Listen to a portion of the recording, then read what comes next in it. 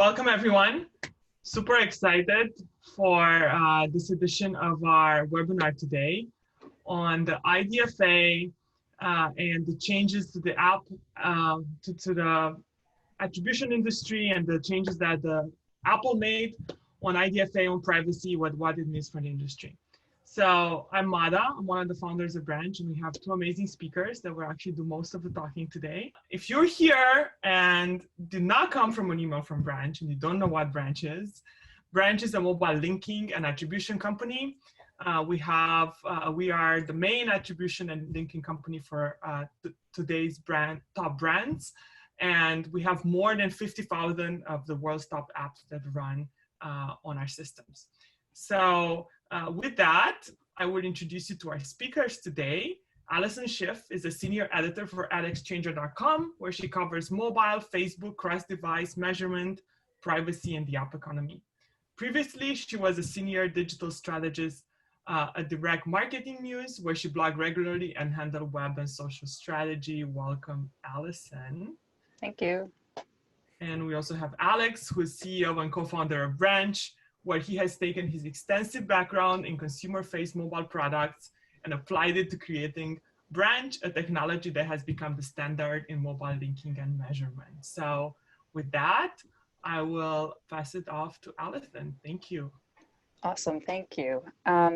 So just to set the scene a little bit, there was just a lot of chatter and a lot of rumors flying around about what Apple would do with its IDFA going back a while. And Apple has taken a hard line on privacy for a long time, and it's cracked down significantly on cross-site tracking in Safari, which made it feel like only a matter of time before it would start to make similar moves for mobile apps. And then Apple's Worldwide Developer Conference happened just recently in June, and sure, everyone was tuned in, sandwiched between a lot of the usual like razzle-dazzle that you get at an Apple event. There was like 120 seconds that they spent outlining new privacy features and changes that are pretty much going to rock the way that tracking and attribution happens, or more accurately, doesn't exactly happen in apps on iOS. So, all right, let's get started, but maybe define some terms. I think it makes sense to like begin at the beginning. So, Alex, what is the IDFA, and why is it crucially important, or why was it crucially important? Yeah. It's great. So very, very simply, IDFA stands for the ID for advertising. There's also, it's something that Apple created. It's an API they opened up.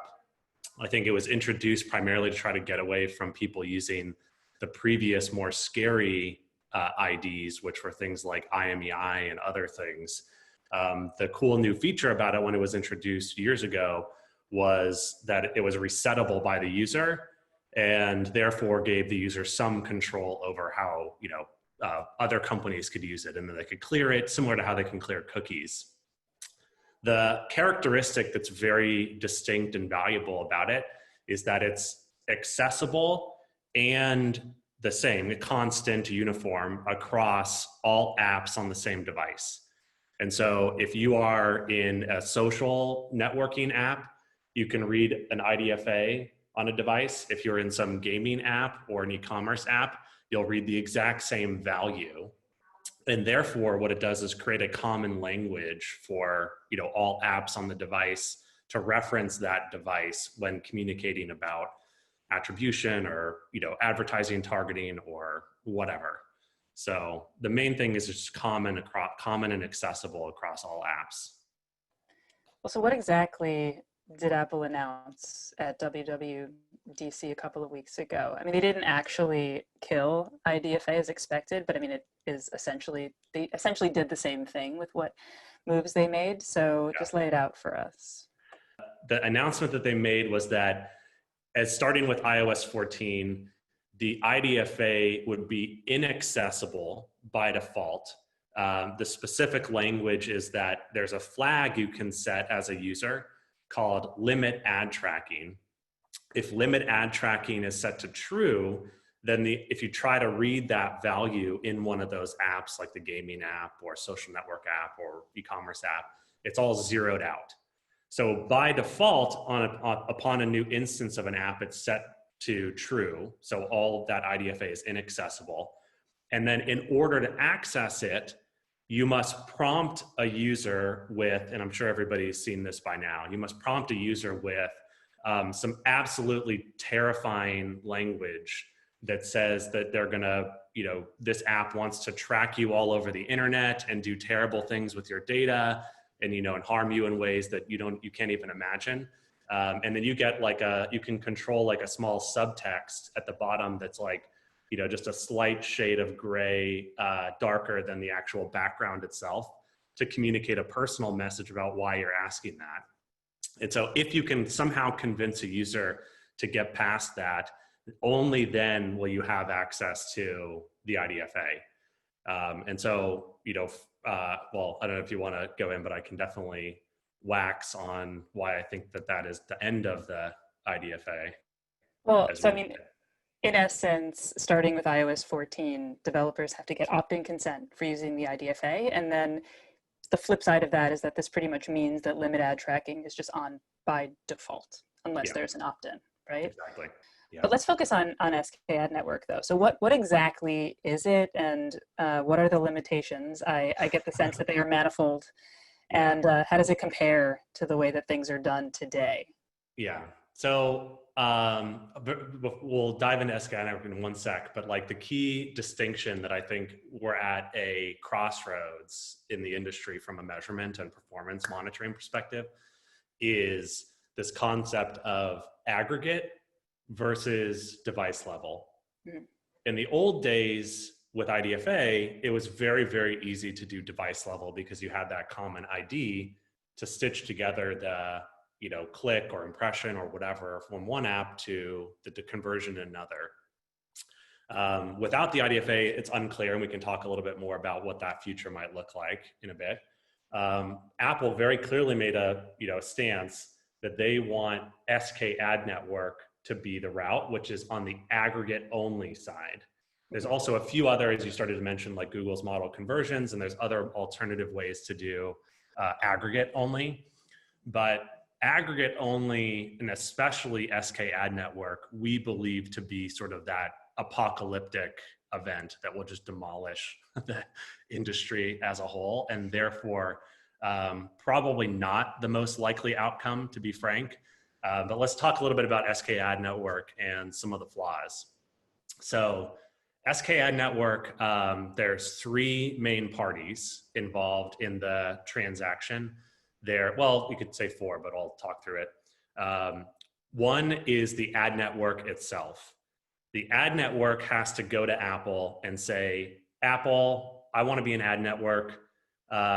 Give me an ad network ID that's registered in Apple's databases. So it's like an official Apple sanctioned, ad network. Then on the other side, the next party is the publisher. The publisher is where the ads are going to show. And in that case, if the ad network that just registered with Apple wants to have their ads show in that publisher, they have to go to the publisher and say, all right, publisher, we're going to build a relationship. We're going to show ads.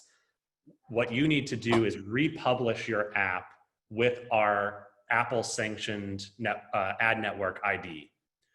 So if for those of you that are familiar with like a lot of the deep linking stuff, it's very similar to registering for universal links, how you register, the domain of your universal link in your plist file when you're publishing your app. If you're a publisher and you want to show your ad, if you want to show ads, you have to register all of the SKAdNetwork IDs that will appear or show ads in your app, which is a huge challenge in itself that we can touch on in a second. Then the other side, let's say that the ad shows, which is also powered by Apple, and they show like a Apple App Store, like a little mini web view, not a web view, but like web thing that shows the App Store and lets the user download. Then there's the destination app where they paid for that ad.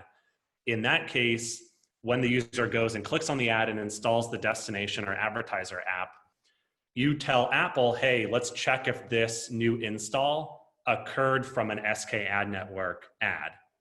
If Apple handles that attribution, and if the ad network is awarded that install, then Apple will post back to the ad network an anonymous signal that says, hey, ad network, we just saw a new app session. We're not going to tell you who it was. We're not going to tell you anything about the user itself, but it was associated with this campaign and this like source app or publisher app. And so all you get as an ad network is the high level aggregate conversion from that, from Apple itself. And you might be dealing with this in a second. I don't want to throw you off your game, but Yeah. like how does an ad network then, or how does an advertiser verify those installs that were attributed to an ad network? And it might be an opportunity to talk about what the heck MMPs are going to do. Yeah. Well, so in that world, there's no concept of device level. So attribution happens primarily from Apple. So a lot of the like attribution mechanisms and decisioning and deduplication would be no longer handled by an MMP in that specific scenario. It would all be handled by Apple. The postback could go to the network. There's some mechanisms for doing validation on that, which could be outsourced to provide advertisers some level of comfort, but probably, I don't even think the industry will get that far, but I'll talk about that in a second. And so the value of an MMP would be mostly just displaying aggregate data. So you'd pull aggregate data from one network, pull it from another, and you just show it on like one table or dashboard. I think the concept of this, the SKAdNetwork, largely eliminates a lot of the value that people view of the attribution companies. Because you're not doing device level, you're not able to export device level. Decisioning and deduplication is not happening across, especially if you're not able to validate the specific what the numbers are coming back in aggregate from companies, from the networks. So they largely just become like a reporting APIs and dashboard. We believe that now if SKAdNetwork was to be implemented or adopted, because of the current constraints, let's talk about one by one. Number one, the publisher apps must register the ad networks that they want to show ads from. That effectively means that there has to be a one-to-one relationship between that publisher and the ad network. Right now there are thousands of mobile ad networks, and I think a lot of them don't have direct relationships necessarily with the publisher, and they might be buying inventory off of some existing relationship. And so what that means is that basically most of those companies would cease to operate because they're not able to actually have that relationship. Is that a bad thing? Just as a devil's advocate, like, should there be thousands of ad networks? Like, is there value in having thousands of ad networks? Do they have unique supply, access to unique advertisers? I think that what's right and wrong, I think, is up for, interpretation. I mention it more so, I don't know if I necessarily have an opinion. I'm certainly, depending on who you ask, there's probably some representative on this call that will be very upset about it, especially in this job climate. And there's others maybe who believe they can actually get an SKAdNetwork implemented that would not be, because they can they're at like Facebook or Google, who actually stand to build a relationship with the publisher directly. Right. But yeah, it would be a very tough reckoning on a lot of companies for sure. The other component is like there's so talking a little bit about that, you have to have the direct relationship. It would effectively mean that only a few companies can actually successfully implement this, where it would be maybe Facebook, Google, and a few others that can go and, who are integrated with enough of the publishers to go and, either with Facebook Audience Network or AdMob or whatever they have in play to get the SKAdNetwork deployed, which would greatly consolidate power among the top networks. And so it's definitely SKAdNetwork, specifically for the networks, is a rich get very rich and the poor just die off completely. From the advertiser side, the impact of this aggregate only outcome is so dramatically disruptive to how business intelligence systems are built, performance monitoring, You no longer have the ability to really understand which users came from where, and therefore, very high resolution ROI or ROAS is very, very hard to determine. There are certainly ways you can try to hack the SKAdNetwork to get that, but a lot of internal BI systems are going to completely break if there is some transition to that world. And then given that there is this complete loss of device level, there's going to be a pretty substantial impact also on Facebook and the few networks that could actually implement it, in that they no longer can offer the same level of targeting or optimization that they have internally. So a lot of their models for optimization are going to break. So, I mean, it is just such an apocalyptic scenario where if anybody were to adopt SKAdNetwork, not only for thousands of companies, but also even for the top networks, even though they would get consolidate power and ad spend, the loss of targeting and the ability to do some of the capabilities they have.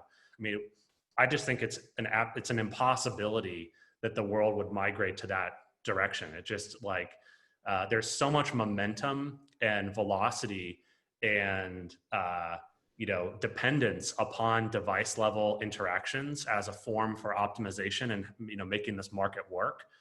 That momentum will find a way, no matter what, to get that device level. And as soon as one company is able to offer it, everybody else has to, or they completely lose out to the market, because it's such a huge advantage to have it. I don't know if your spidey sense is tingling at all, like if you could look forward in the future, and are there other alternatives sort of akin to that? I mean, what does the future of attribution potentially look like? Like, what's sort of going on in your mind right now? Yeah, I mean, the most realistic, I think, is going back to how we started the talk. There's this scenario of the IDFA, which is a common identifier that exists across every app and allows to facilitate these transactions. I think we as an industry, a measurement industry, need to come up with a solution that can still offer some device level capabilities and with maybe a less accurate identifier that would exist across all different applications. And so there's definitely been a lot of chatter about this, and it's already a mechanism that's been in place for some time, but the IP address and IP-based mechanisms for determining a user actually started in one app and ended in another are actually pretty reliable. And there's a lot of new innovations that have come out to enable really awesome capabilities to deliver very, very high accuracy IP-based solutions. And so we think, actually, given how simple it is and the industry has largely been using this, that we'll see a pretty mass migration over to an IP-based type of user level attribution system. And there's a whole bunch of cool tech that Branch has built around that, but we can talk about that later. But yeah, so it's any mechanism that would facilitate access to user level data without the reliance on the IP, the IDFA. So any ID that you can use. And you also mentioned another mechanism. Maybe a small subset of traffic could be done from user logins. If you can capture the user login in the origin and the destination and compare those, it's possible that you could use that in a deterministic way. But probably the most reliable sort of largest percentage of traffic would be done based off of IP. And so based on a lot of the conversations that we've had so far with networks and SANs, I think a lot of companies are considering that route as a mechanism to enable this type of same functionality without hugely detrimental impact to accuracy or the insights that advertisers depend on. But so you're an app developer. What should you be doing right now? There's all of this going on. People are trying to figure it out. Tons of information flying around. But what are you actually supposed to be doing? Yeah, so we made a pretty good blog post that summarizes, at least from the measurement side, all the systems or dependencies that app developers should just start to put a microscope on.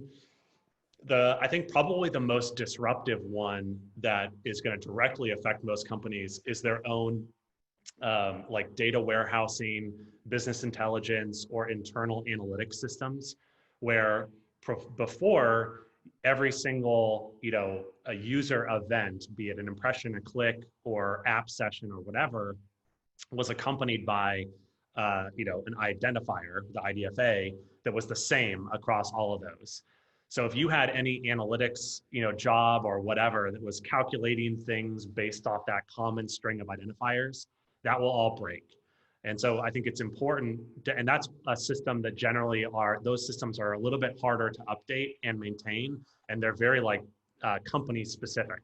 And so top of the list would be, let's take a look at all of our analytics jobs. Let's take a look at all of the data we're ingesting and make sure we have some mechanism for accounting for the fact that there will no longer be this identifier that, comes with every event. If you're working with Branch, we've got a nice solution that can actually give you an ID that will stitch there. And we can talk to people about that. But I think that's probably going to be the most disruptive. The next are all the expected changes that will happen with ad networks that you might be spending on. If, to be frank right now, and we've talked a bit about this, if you've reached out to your account manager at your self-attributing network, Snap or Google or Facebook or wherever, they'll probably tell you that they're still figuring out exactly how things will work. The IDFA is the premise, is the entire foundation of how Branch and others communicate with those networks. And therefore those integrations will need to change. However, we believe we can take on a lot of that responsibility and, update the integrations and still continue to offer, hopefully, device level, access. But those are conversations that are ongoing now. And we unfortunately don't have exact guidance if there's any impact to folks that are dependent on that data. But that's something that most certainly will change. And then, of course, as usual, probably you should plan for some sort of SDK update for whatever set of SDKs that you're using, which are, bound to have some changes with some of these new mechanisms. Well, I mean, I feel smarter. I'm also jealous of your background because I'm in my mom's junk room in New Jersey. But that was really interesting. I feel smarter.